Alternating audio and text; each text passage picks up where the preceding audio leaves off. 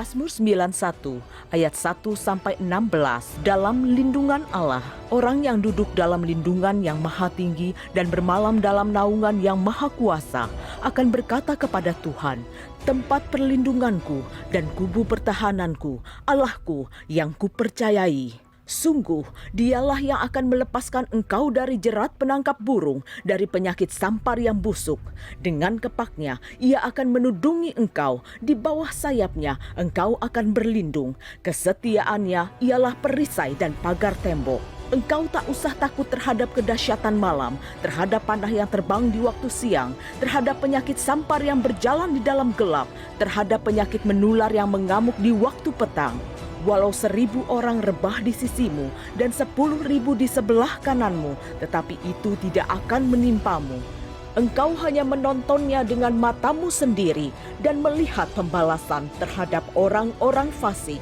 Sebab Tuhan ialah tempat perlindunganmu, yang maha tinggi telah kau buat tempat perteduhanmu. Malapetaka tidak akan menimpa kamu, dan tulah tidak akan mendekat kepada kemahmu. Sebab malaikat-malaikatnya akan diperintahkannya kepadamu untuk menjaga engkau di segala jalanmu. Mereka akan menantang engkau di atas tangannya, supaya kakimu jangan terantuk kepada batu. Singa dan ular tedung akan kau langkahi. Engkau akan menginjak anak singa dan ular naga. Sungguh hatinya melekat kepadaku, maka aku akan meluputkannya. Aku akan membentenginya, sebab ia mengenal namaku. Bila ia berseru kepadaku, aku akan menjawab. Aku akan menyertai dia dalam kesesakan. Aku akan meluputkannya dan memuliakannya. Dengan panjang umur akan kukenyangkan dia, dan akan kuperlihatkan kepadanya keselamatan daripadaku. Pentakosta ketiga adalah pencurahan Roh Kudus yang dahsyat di zaman ini, melebihi yang terjadi di Azusa Street. Pentakosta ketiga akan mengakibatkan penuaian jiwa yang terbesar dan yang terakhir sebelum Tuhan Yesus datang kembali. Pentakosta ketiga akan membangkitkan generasi Yeremia, yaitu anak-anak muda yang dipenuhi Roh Kudus, cinta mati-matian kepada Tuhan Yesus, tidak kompromi terhadap dosa, dan akan bergerak untuk memenangkan jiwa. Pentakosta ketiga lahir di Indonesia yang bergerak ke bangsa-bangsa. Gerakan ini dari timur ke barat dan akan kembali ke Yerusalem. Pentakosta ketiga akan memberikan kuasa untuk menyelesaikan amanat agung Tuhan Yesus, dan setelah itu Tuhan Yesus datang kembali. Bapa, pegang tanganku,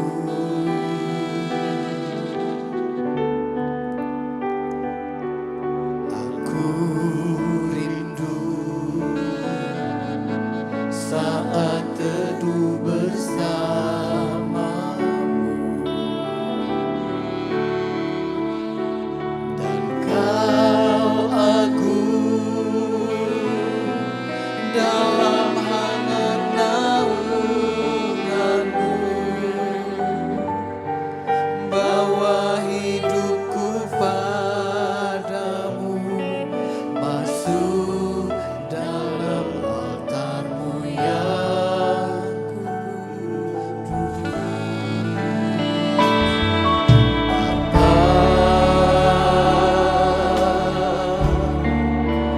pegang tanganku,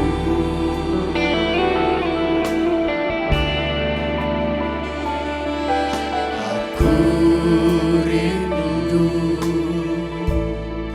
tinggal dalam hadirat-Mu,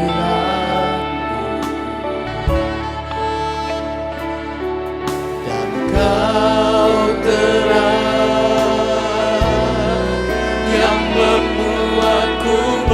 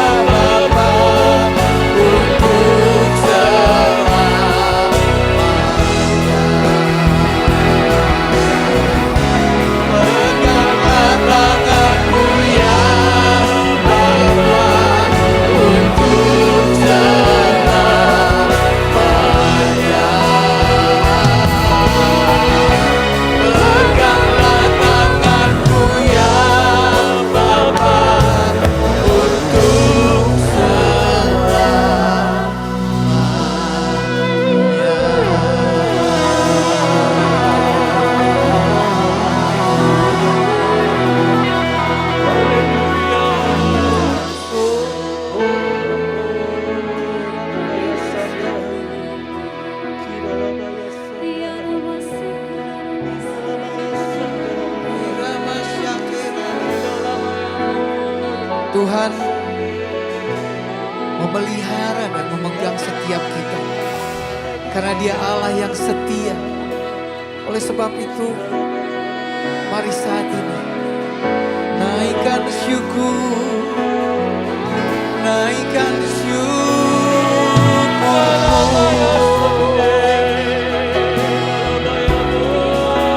Dia Bapa yang baik, mari bersyukur padanya dengan segenap hati, dengan segenap jiwa.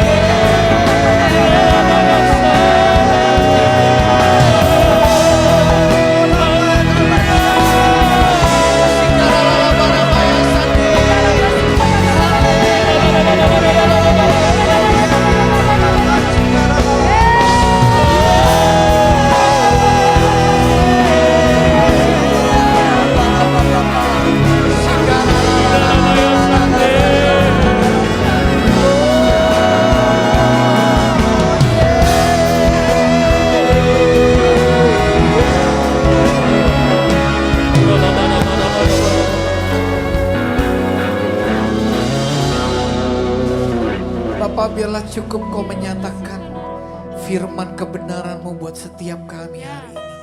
Itu akan lebih dari cukup Tuhan buat yang kami pegang hari-hari ini Allah.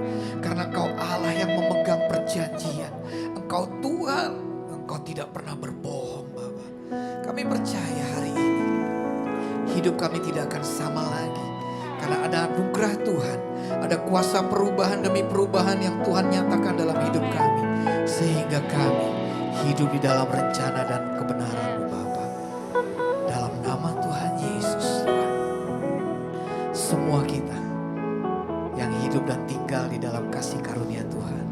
Sama-sama kita katakan amin. Haleluya. Saya percaya Bapak Ibu Saudara kita bisa beri tepuk tangan lebih hebat lagi dari yang tadi. Ya. Amin. Shalom Bapak Ibu. Shalom. Shalom. Shalom. Coba lihat kiri dan kanannya. Kasih senyuman saja sambil kepaikan tangan seperti ini. Apa kabarnya dan semuanya saya percaya dalam keadaan baik dan sehat. Mari kita memuji namanya. Oh. Dengan segenap hati dan jiwa kami Tuhan. Dengan segenap kekuatan dan akal budi kami. Kami mau tinggikan Engkau Yesus.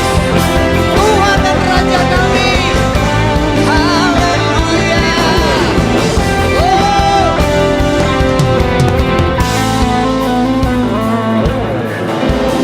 Tiba saatnya kami berkumpul bersatu dari segala suku dan bangsa,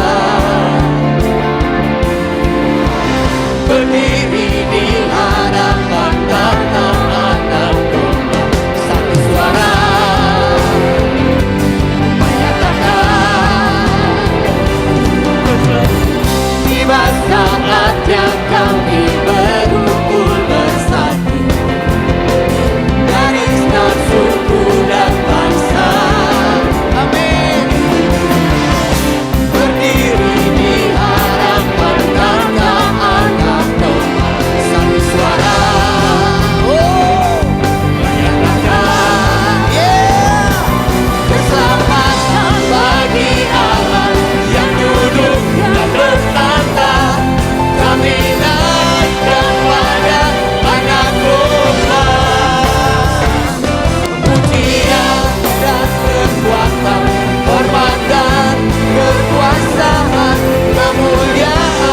bagi Dia selamanya.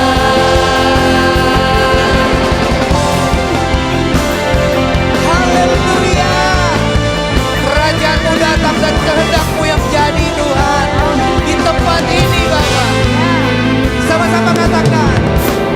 Tiba saatnya kami berkumpul bersatu dari setiap suku dan bangsa, berdiri di hadapan tata Allah, suara nyatakan keselamatan bagi Allah yang duduk dan bertata. Kami naikkan pada Anak Domba,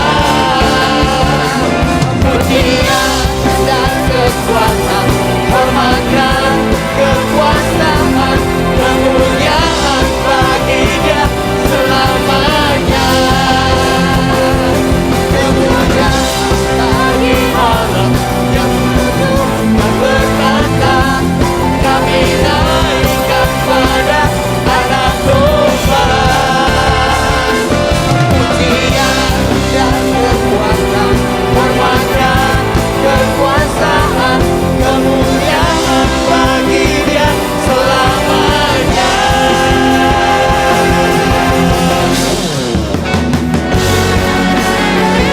Engkau Allah yang bertata di tengah pujian umat-Mu Tuhan. Kuasa-Mu nyata di tengah-tengah kami. Engkau bangkitkan setiap kami Tuhan.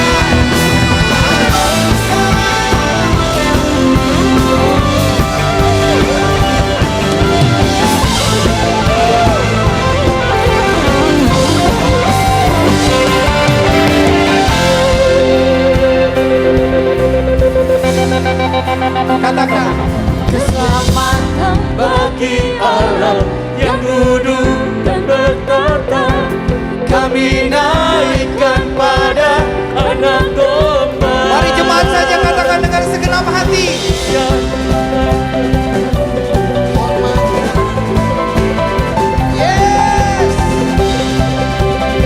Oh, semuanya.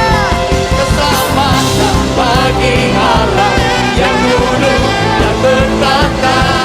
Kami naikkan pada Anak Domba, pujian dan kekuatan, hormat dan kekuasaan, kemuliaan bagi Dia selamanya. Keselamatan bagi Allah yang duduk dan bertata. Kami naikkan pada Anak Domba, pujian dan kekuatan, hormat dan kekuasaan, kemuliaan bagi Dia selamanya. Kemuliaan bagi Dia selamanya. Kemuliaan bagi Dia selamanya.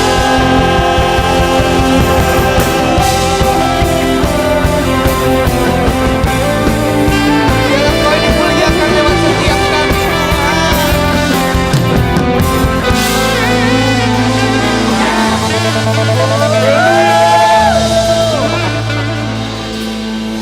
Kami percaya hari-hari ini akan ada sorak-sorak kemenangan. Di dalam iman Tuhan, karena Engkau membawa kami dari kemuliaan demi kemuliaan, dari iman kepada iman.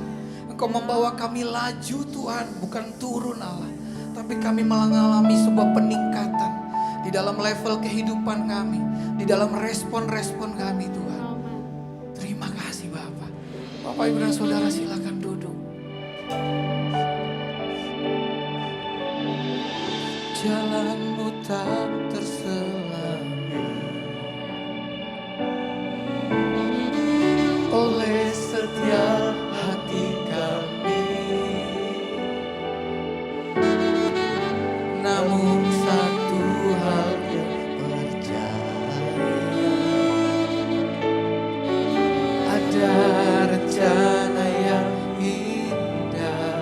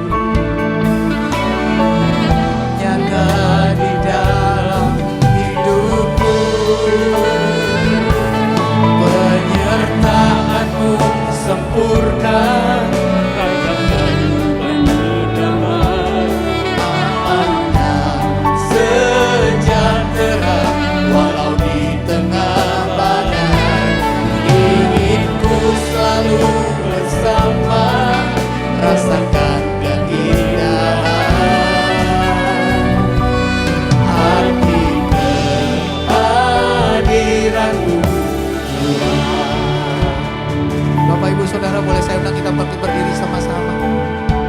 Katakan sama-sama. Jalanmu tak tersenangi oleh setiap hati kami. Amin Tuhan. Namun satu aku percaya, ada rencana yang indah. Amin. Tiada terduga kasih-Mu, hebat dan besar bagiku. Arti kehadiran-Mu selalu nyata di dalam hidupku. Penyertaan-Mu sempurna, janganmu damai, aman dan sejahtera walau di tengah badai. Ingin ku selalu bersama, rasakan keindahan arti kehadiran-Mu Tuhan. Penyertaan-Mu sempurna, rancangan-Mu untuk damai, aman dan sejahtera di tengah badai. Ingin ku selalu bersama, rasakan keindahan arti kehadiran-Mu Tuhan.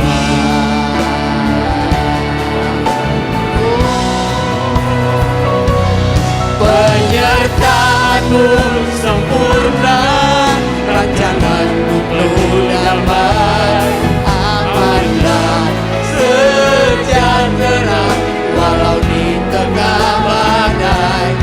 Ingin ku selalu bersama, rasakan keindahan arti kehadiran-Mu Tuhan. Sekali lagi katakan, penyertaan-Mu sempurna, rancangan-Mu penuh damai, aman dan sejahtera walau di tengah badai. Ingin ku selalu bersama, rasakan keindahan arti kehadiran-Mu Tuhan.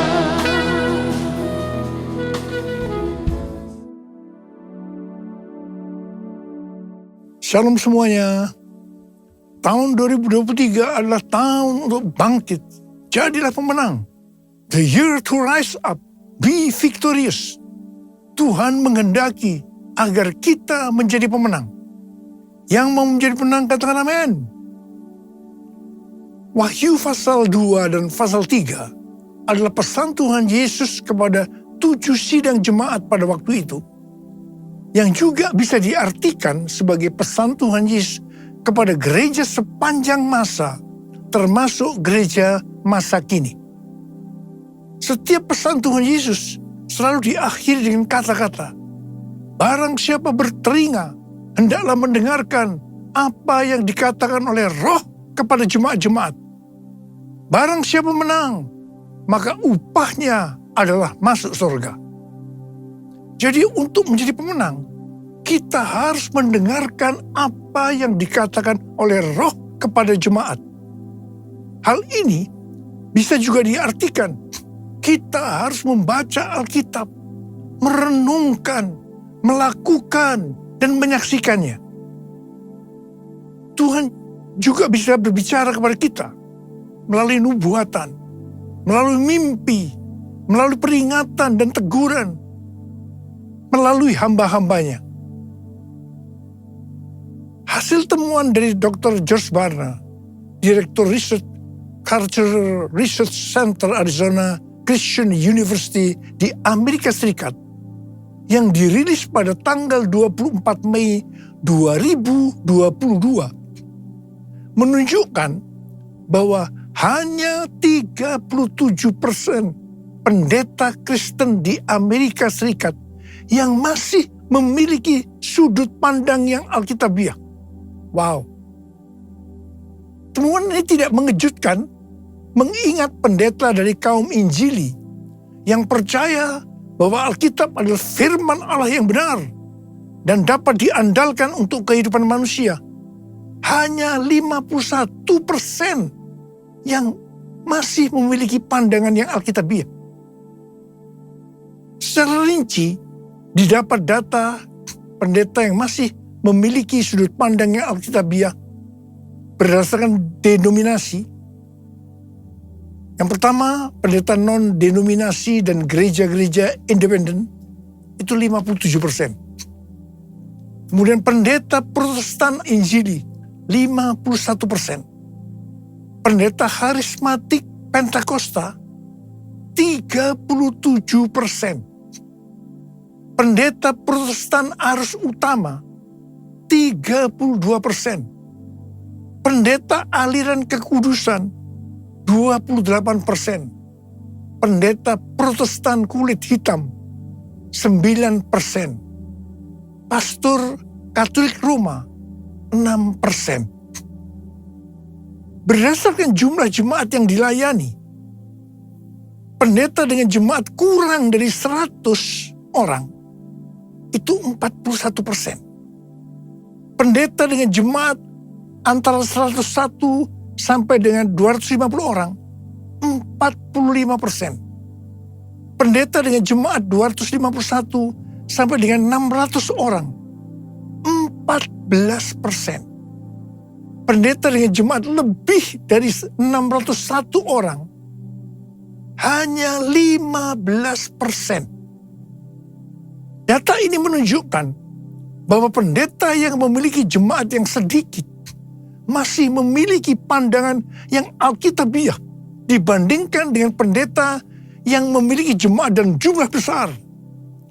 Pendeta yang memiliki jemaat kurang dari 250 orang berhasil mengintegrasikan iman mereka ke dalam perilaku sehari-hari melalui pemuritan yang terpadu, sehingga mereka tetap memiliki sudut pandang yang alkitabiah.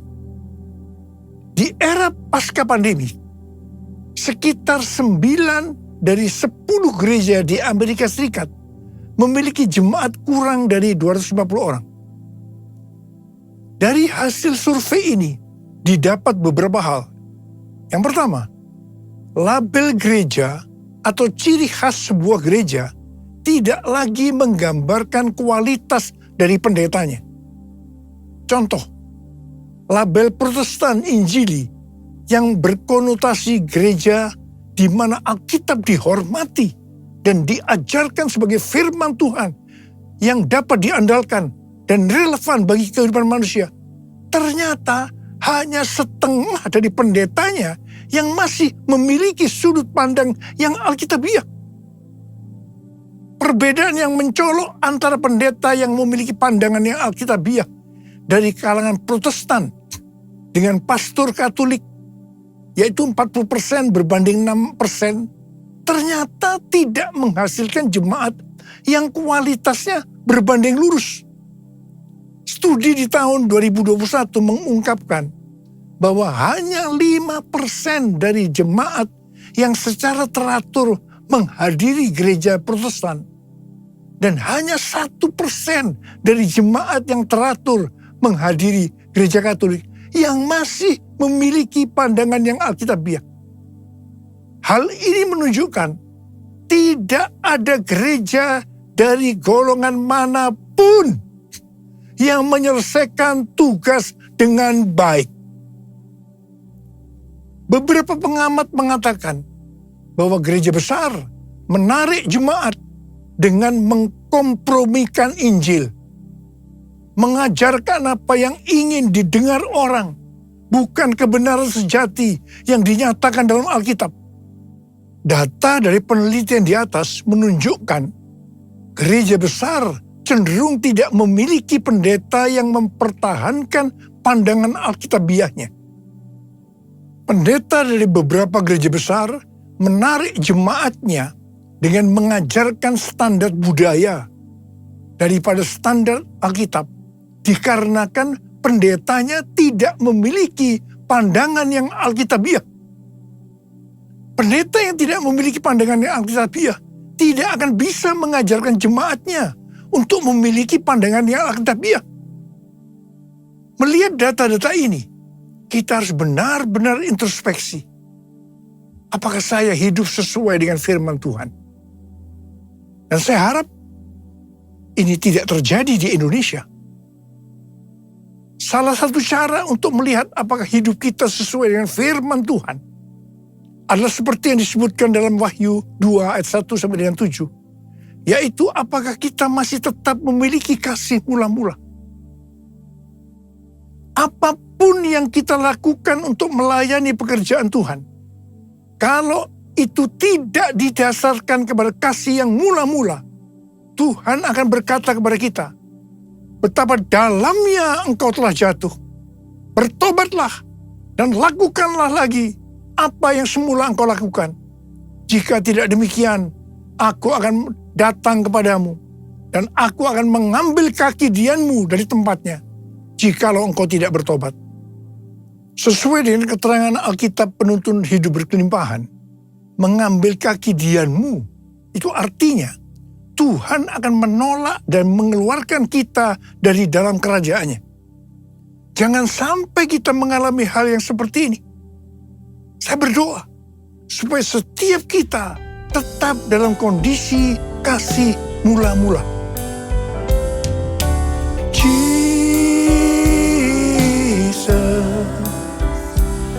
Lord Jesus,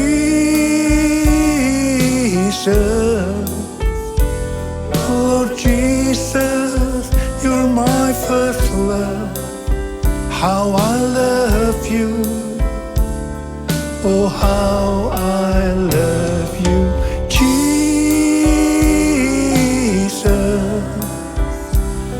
Lord Jesus,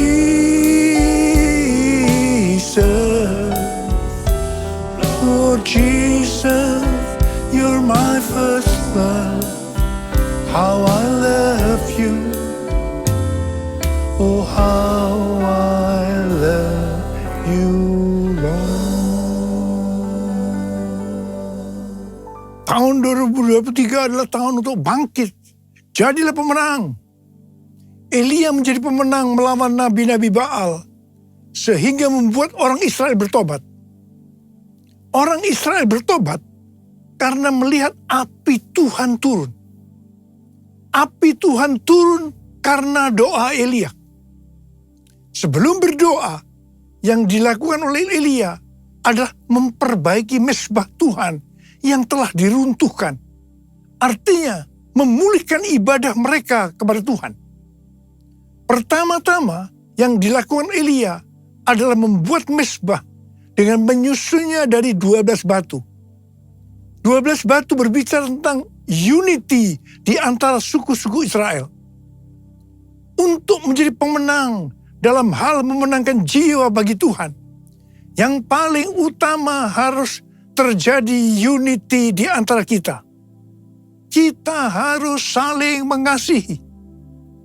Yohanes 15 ayat 16 dan 17 berkata, bukan kamu yang memilih aku, tetapi akulah yang memilih kamu. Dan aku telah menetapkan kamu, supaya kamu pergi dan menghasilkan buah, dan buahmu itu tetap, supaya apa yang kamu minta kepada Bapa dalam namaku, diberikannya kepadamu. Inilah perintahku kepadamu, kasihilah seorang akan yang lain. Yohanes 13 ayat 34 dan 35 berkata, aku memberikan perintah baru kepada kamu, yaitu supaya kamu saling mengasihi. Sama seperti aku telah mengasihi kamu, demikian pula kamu harus saling mengasihi. Dengan demikian, semua orang akan tahu bahwa kamu adalah murid-muridku yaitu jikalau kamu saling mengasihi. Matius 5 ayat 23 dan 24 berkata, sebab itu, jika engkau mempersembahkan persembahanmu di atas mezbah, dan engkau teringat akan sesuatu yang ada dalam hati saudaramu terhadap engkau, tinggalkanlah persembahanmu di depan mezbah itu, dan pergilah berdamai dahulu dengan saudaramu, lalu kembali untuk mempersembahkan persembahanmu itu. Supaya persembahan kita berkenan kepada Tuhan, maka kita tidak boleh ada ganjalan dengan orang lain. Kita tidak usah mempermasalahkan siapa yang benar dan siapa yang salah. Tetapi supaya terjadi saling mengasihi dan inisiatif berdamai harus dari kita terlebih dahulu. Roma 12 ayat 18 berkata, sedapat-dapatnya kalau hal itu bergantung padamu, hendaklah engkau hidup dalam perdamaian dengan semua orang. Semua diberkati Tuhan. Mari kita akan melihat contoh mengapa Abraham diberkati Tuhan. Salah satu alasannya adalah bagaimana respon Abraham agar perdamaian tetap terjadi antara dia dengan Lot. Kisah perselisihan antara Abraham dan Lot ini dimulai karena padang penggembalaan mereka kurang. Disebabkan Abraham dan Lot diberkati luar biasa oleh Tuhan dengan ternak yang banyak, maka mulailah terjadi perkelahian antara gembala Abraham dan gembala Lot. Kalau ini dibiarkan, maka akan terjadi perselisihan antara Abraham dan Lot yang lebih besar lagi. Apa yang dilakukan oleh Abraham? Abraham mendatangi Lot terlebih dahulu. Meskipun seharusnya sebagai keponakan, Lot yang harus datang lebih dahulu kepada Abraham. Abraham berkata, kita ini kerabat, kita ini adalah saudara. Jangan kita bertengkar, karena akan menjadi contoh yang tidak baik kepada orang-orang di sekitar kita, yaitu orang Kanaan dan orang Feris. Dan terutama nama Tuhan tidak dipermuliakan. Kemudian Abraham menyuruh Lot untuk terlebih dahulu memilih tempat untuk penggembalanya. Abraham berkata kepada Lot, kamu pilih dulu dah di mana tempat lahan tanah penggembalaanmu. Nanti aku akan ambil sisanya aja. Wow, ini satu pengorbanan yang luar biasa. Dan ternyata Lot tidak sungkan-sungkan.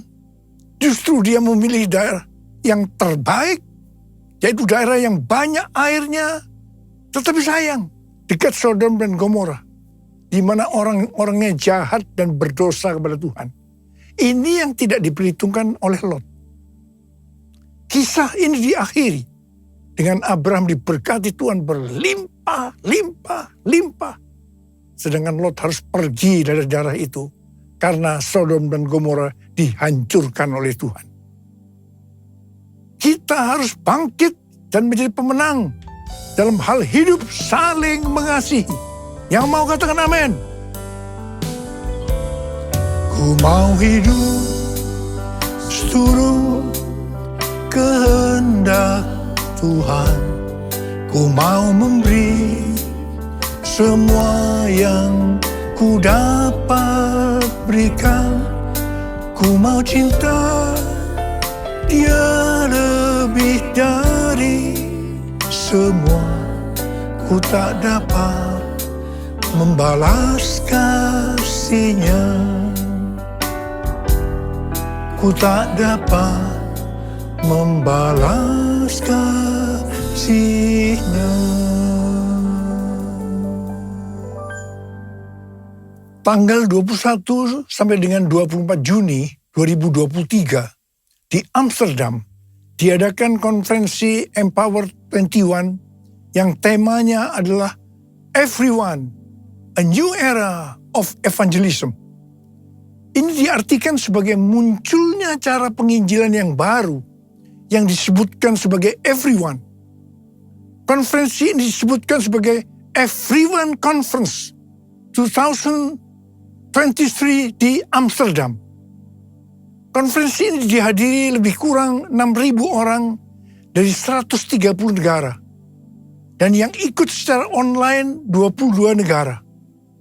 Hampir semua yang terlibat dalam pelayanan. Saya berbicara 2 kali. Yang pertama di workshop, dan yang kedua di Olympic Stadium pada hari terakhir. Saya diminta untuk berbicara tentang Pentakosta yang ketiga. Pada konferensi ini, Tuhan membukakan cara baru penginjilan kepada semua orang, everyone, sampai dengan tahun 2033. Artinya cara-cara baru untuk menyelesaikan amanat agung. Tahun 2009, Tuhan berbicara kepada saya sesuatu yang sangat serius tentang aku datang segera. Saya bertanya kepada Tuhan, apa yang akan Tuhan kerjakan? Dan apa yang harus kami lakukan? 6 bulan kemudian Tuhan menjawab pertanyaan saya dengan berkata, Aku akan mencurahkan rohku. Aku akan mencurahkan rohku, kata Tuhan. Pada waktu roh kudus dicurahkan, akan terjadi seperti di Yoel 2, ayat 28 sampai dengan 32. Akan ada 3 tanda yang terjadi. Tanda pertama, anak-anak, pemuda, orang tua akan dipakai Tuhan secara luar biasa. Haleluya. Tanda yang kedua, akan terjadi mujizat-mujizat secara luar biasa. Dan tanda yang ketiga, akan terjadi goncangan-goncangan yang luar biasa. Melalui 3 tanda ini akan terjadi penggenapan dari Yoel 2 ayat 32. Yaitu akan banyak orang yang berseru kepada nama Tuhan. Dan mereka yang berseru kepada nama Tuhan akan diselamatkan. Jadi akan terjadi penuaian jiwa besar-besaran. Tahun 2009 ini juga merupakan 100 tahun nubuatan dari William Seymour yang berkata pada tahun 1909 bahwa 100 tahun ke depan akan terjadi pencurahan Roh Kudus yang dahsyat, yang melebihi yang terjadi di Azusa Street. Gerakan ini tidak akan berhenti sampai Tuhan Yesus datang kembali. Amin. Pada tahun 2009 ini juga, Billy Wilson meminta saya untuk bergabung dalam acara konferensi Empower 21 di Oral Roberts University, Tulsa, Oklahoma. Ketika saya bertanya apa yang dimaksudkan dengan Empower 21, maka diberikan pengertian. Yang pertama, tentang generasi anak-anak muda. Dan yang kedua, tentang apa yang akan Roh Kudus kerjakan 100 tahun ke depan. Ini kalau Tuhan Yesus belum datang. Saya langsung berkata, oke. Saya bergabung. Karena saya mendapatkan seperti apa yang Tuhan bicara kepada saya. Tahun 2011 diadakan konferensi Empower 21 di Asia, di SICC. Kita pada waktu itu diberikan pengertian bahwa ini akan menjadi trigger untuk gerakan Empower 21 berikutnya. Tahun 2013, konferensi Empower 21 Asia yang kedua di SICC. Di sini Tuhan berbicara bahwa yang dimaksudkan dengan pencurahan Roh Kudus yang terjadi hari-hari ini, itu adalah Pentakosta yang ketiga. Tahun 2013 ini juga diadakan pertemuan Global Council di Honolulu, Hawaii.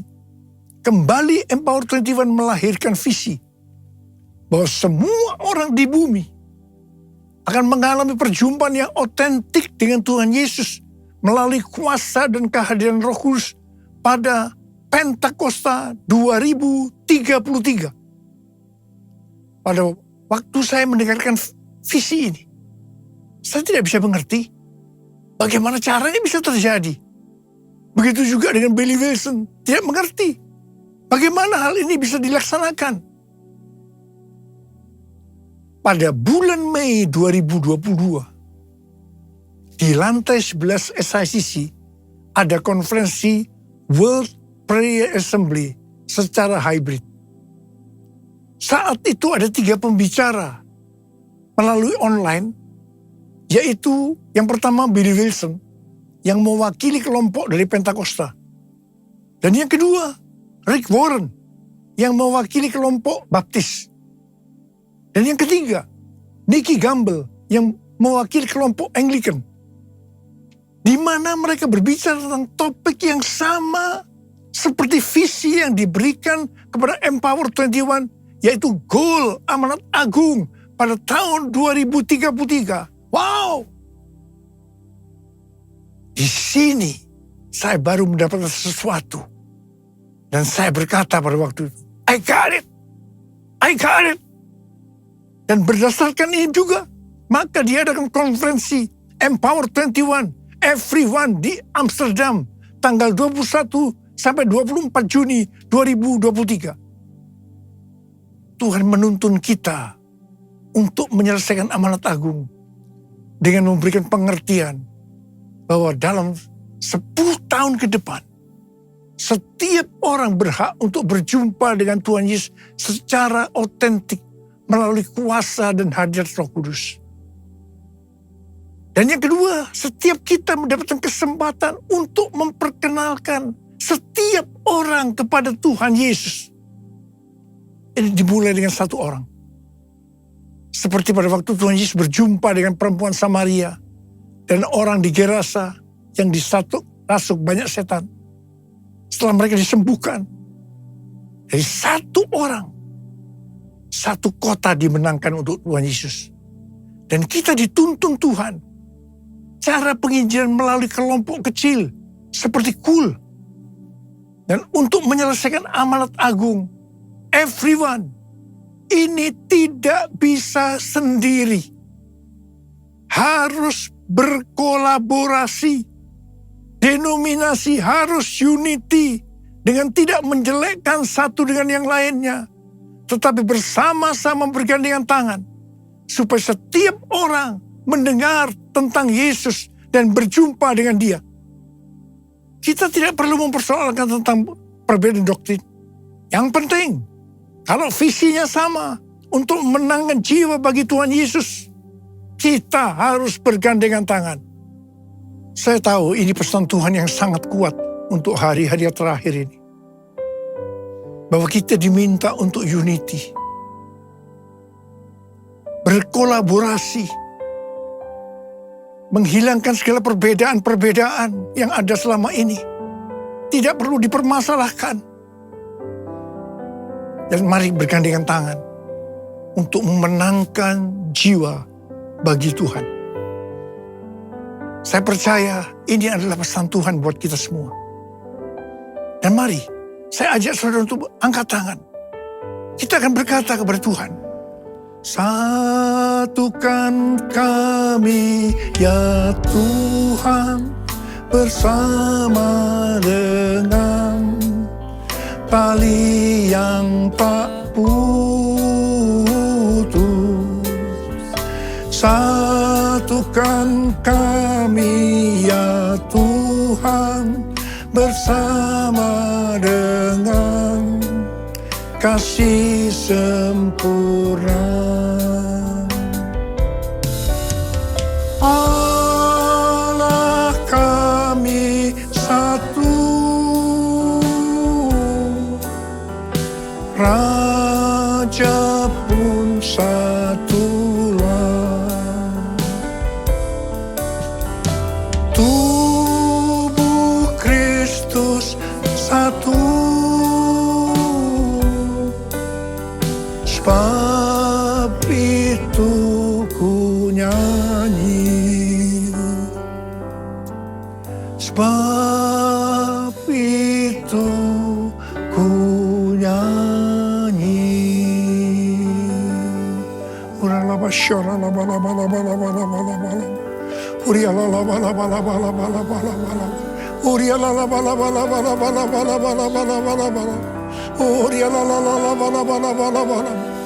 Oh Jesus, satukan kami ya Tuhan, satukan kami ya Tuhan. Kami tidak bisa sendiri-sendiri, tapi kami harus berkolaborasi dengan dasar unity satu dengan yang lain untuk memenangkan jiwa.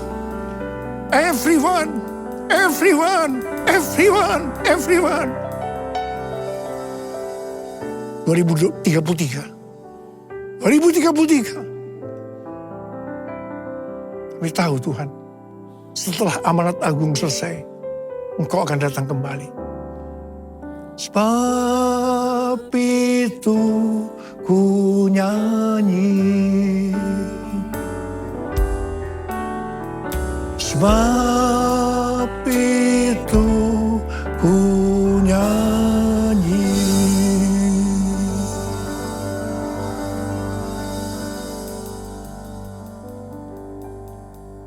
Mari, saudara-saudara, kita akan masuk dalam perjamuan kudus. Kita akan mengingat ayat ini. Sebab setiap kali kamu makan roti ini dan minum cawan ini, kamu memberitakan kematian Tuhan sampai Ia datang. Perjamuan kudus adalah perjamuan Tuhan Yesus sendiri. Setiap kali kita masuk dalam perjamuan kudus, ini pesan Tuhan buat kita semua. Biarlah ini menjadi peringatan akan daku.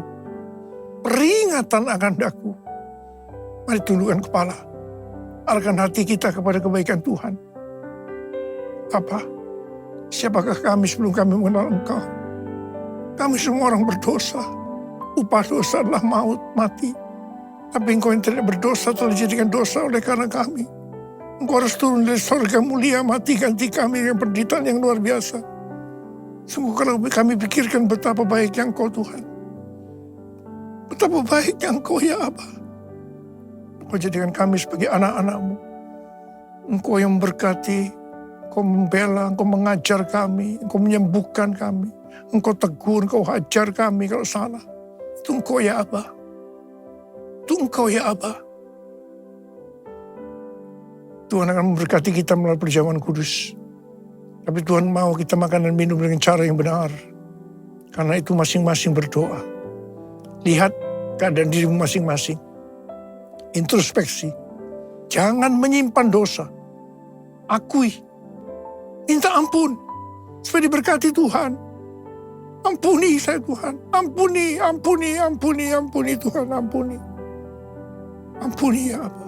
Ampuni ya Aba. Ampuni ya Aba.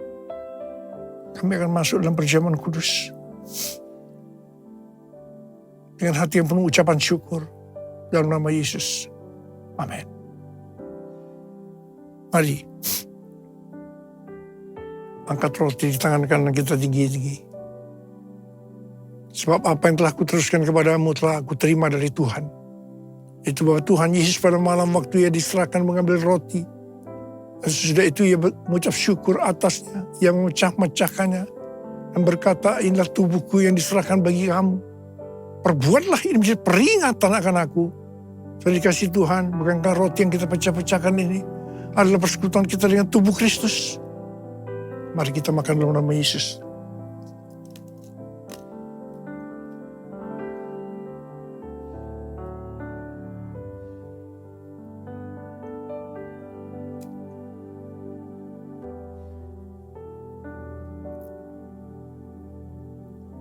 Angkat cawan di tangan kita tinggi-tinggi. Mungkin juga yang mengambil cawan sudah makan lalu berkata, cawan ini adalah perjanjian baru yang dimeteraikan oleh darahku.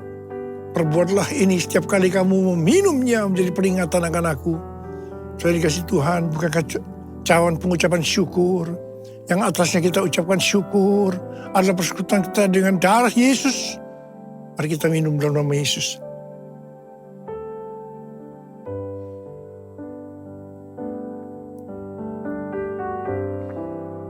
Angkat tangan kita, ucapan syukur dan terima kasih dengan suara. Tuhan terima kasih ya Tuhan. Tuhan terima kasih ya Tuhan. Terima kasih ya Tuhan, terima kasih.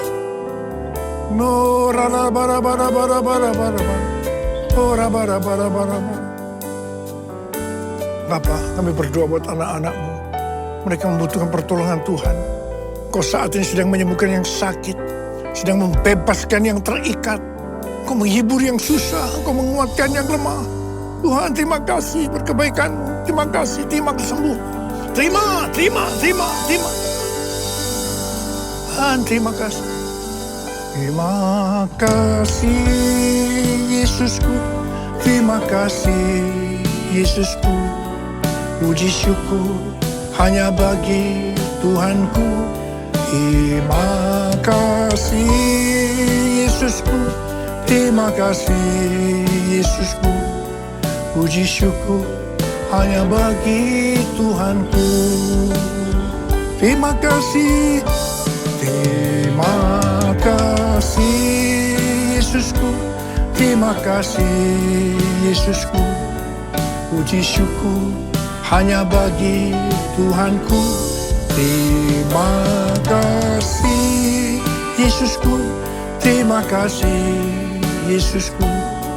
Puji syukur hanya bagi Tuhanku.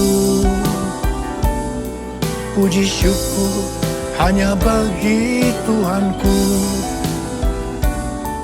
Puji syukur hanya bagi Tuhanku.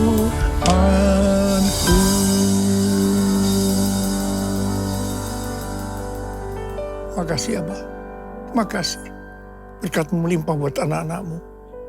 Sekarang terima berkat Tuhan. Kasih karunia berlimpah-limpah daripada Allah Bapa dalam anak yang tunggal Yesus Kristus. Persekutuan yang manis dengan Roh Kudus menyertai saudara sekalian mulai hari ini. Sampai Tuhan Yesus datang menjemput kita di awan-awan dan bahkan sampai selama-lamanya. Yang percaya bersama-sama katakan, Amin.